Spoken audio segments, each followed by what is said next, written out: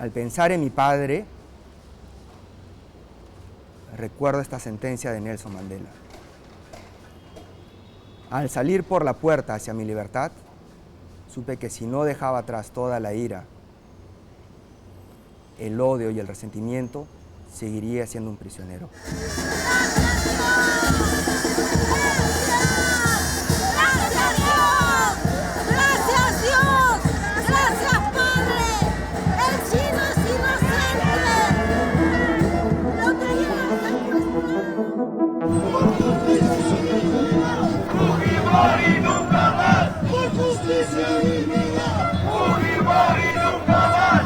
En la política todo el tiempo es como caballito de batalla Fujimori.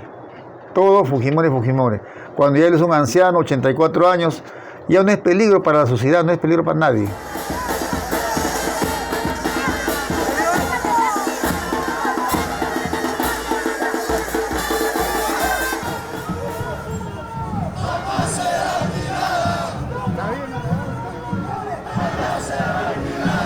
Un juez penal, por más supremo que sea, no tiene competencia para anular un indulto presidencial.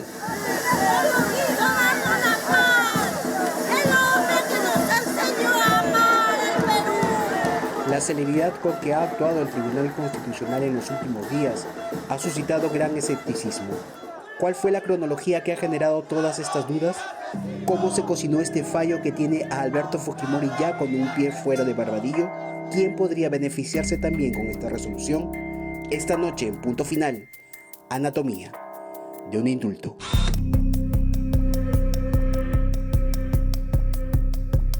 Un gesto de sorpresa se dibujó en el rostro del magistrado Eloy Espinosa Saldaña, cuando ese miércoles 16 de marzo le comunicaron que en las próximas horas se tendría que ver sí o sí el expediente 02010-2020, el proceso de habeas corpus promovido en favor de Alberto Fujimori. Parecía un caso planteado por un señor Parco para buscar el habeas corpus de Fujimori.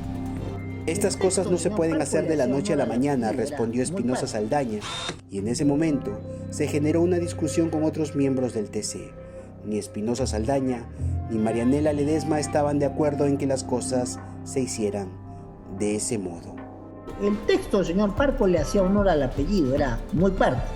Era unas 5 carillas que hablaban sobre básicamente las virtudes del gobierno de Fujimori y que en esa lógica era una injusticia lo que se hizo en el 2017 de levantarle, entonces a darnos un indulto en 2017 y levantárselo el 2018.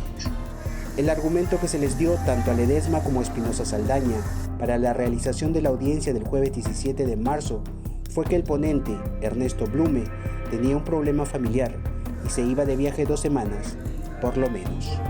El magistrado Blume había hecho una propuesta que básicamente decía que la Corte Suprema no tenía nada que hacer en este asunto.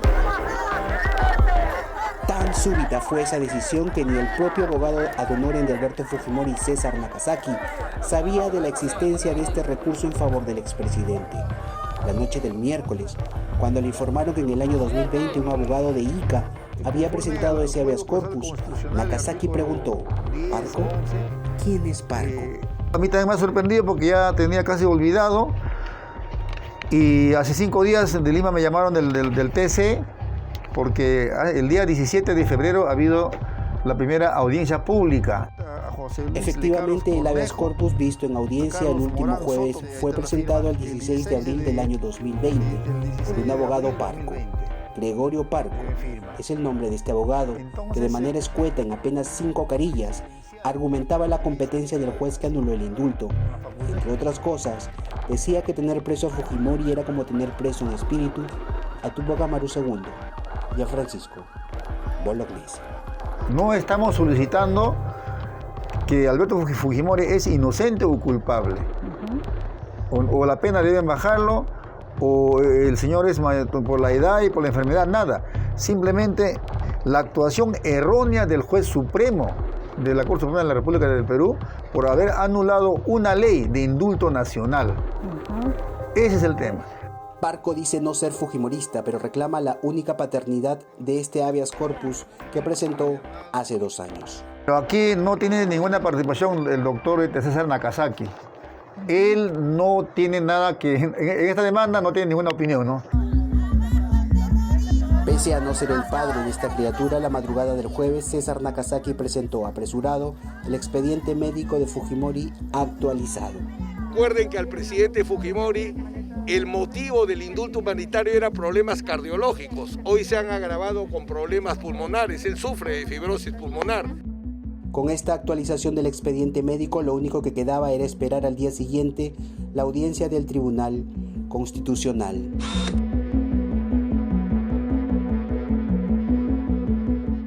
A las 9:30 de la mañana se inició la sesión en el Tribunal Constitucional. Ledesma y Espinosa Saldaña intentaron impedir la votación y señalaron que primero se debería ver el habeas corpus que presentó Nakazaki antes que el que presentó Parco. Sin embargo, esta cuestión previa fue desestimada. Pedimos los magistrados, la magistrada Ledesma y yo, más tiempo para la discusión. En un colegiado se plantean cosas y a veces se pierden. No pudimos ganar en eso. Ese jueves 17 de marzo, el Tribunal Constitucional finalmente declaró fundado el habeas corpus presentado por la defensa de Alberto Fujimori y restableció los efectos del indulto humanitario que le otorgó el expresidente Pedro Pablo Kuczynski en diciembre del año 2017. El presidente Kuczynski siempre había mencionado públicamente acá en Perú y en el extranjero que él ya había tomado una decisión con respecto al indulto humanitario de mi padre y que él estaba a favor, que él no quería tener un segundo presidente de la República muerto en prisión. La votación fue la siguiente. A favor del recurso, los magistrados Ernesto Blume, José Luis Ardón y Augusto Ferrero. En tanto, los magistrados Marianela Ledesma, Eloy Espinosa Saldaña y Manuel Miranda se opusieron al mismo. Augusto Ferrero, en su calidad de presidente del TC, ejerció el voto dirimente. Básicamente lo que se ha discutido es la validez de la respuesta de la Corte Suprema en el 2018. Blume, Sardón y Ferrero subrayaron la idea de que la salud de Fujimori estaba resquebrajada. Ledesma, a su turno, recordó el tuit que publicó Keiko Fujimori el pasado lunes, informando que su padre había sido dado de alta de la clínica Centenario. La edad y sus enfermedades justifican que él muere en su casa, no que muere en la cárcel. Por su parte, Ledesma ha señalado que la demanda de habeas corpus no cuestiona la competencia del juez que revocó el indulto. De ser así, un nuevo manto de dudas pondría en tela de juicio este fallo. Lo que toca en todo caso es esperar a ver la resolución.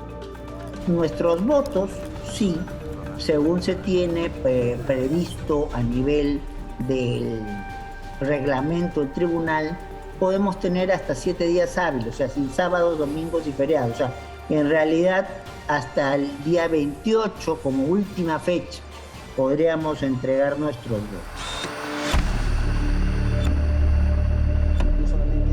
Los entendidos señalan que esta sentencia del TC tendría resonancia en otro caso y que podría favorecer la defensa de Kenji Fujimori, quien viene siendo procesado por cohecho y negociación incompatible. La fiscalía lo acusa de negociar supuestamente el indulto de su padre. ¿Todo vale con el fin de lograr el indulto de tu padre? Roberto,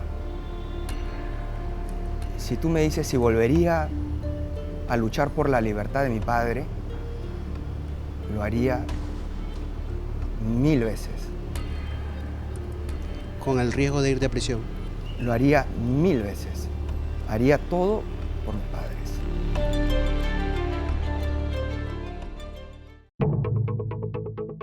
Hace apenas algunos días, la expresidenta del Consejo de Ministros, Mercedes Arauz, declaró en el proceso judicial que se le sigue a Kenji y a otros implicados. En alguna oportunidad, Kenji Fujimori conversó con usted respecto al indulto de su señor padre. No, nosotros no hemos hablado de ese tema. A mí me sorprendió, como a todos, la decisión del presidente, pero era una decisión del presidente, no correspondía a mi función de primera ministra. Arauz refiere que aunque sabía de la posición de Kuczynski, la decisión de indultar a Alberto Fujimori la tomó por sorpresa aquel 24 de diciembre del año 2017. No, a mí me sorprendió porque la verdad no lo esperaba, pero sabía que el presidente Kuczynski desde hacía meses venía anunciando su deseo de darle un indulto humanitario al señor Fujimori, ¿no? Eso sí sabía por la prensa, porque lo había dicho públicamente, ¿no? Pero no sabía que iba a ser esa fecha. O sea, cuando me avisó me tocó cumplir con el deber de avisar a todo el equipo del Consejo de Ministros y a la bancada, ¿no? Franco García Lazo, constitucionalista y ex abogado de Kenji Fujimori, refiere que este fallo del TC se tomaría en cuenta en el proceso que se le sigue al ex congresista. Que sea un hecho concreto para ayuda al proceso al señor Kenji Fujimori, Alexei Toledo y los demás implicados, creo que no es un hecho concreto, no es determinante. Pero sí, lógicamente, al ser un hecho jurídico nuevo, lo van a tener que evaluar. Esta entrevista al menor de los Fujimori es inédita. Fue realizada hace 2 años, poco antes de iniciarse el confinamiento suscitado por esta pandemia que el mundo aún sufre. Hoy por hoy, los hijos de Alberto esperan que su padre salga, una vez más, de prisión. Mira lo que han puesto. Tolerancia, ¿no?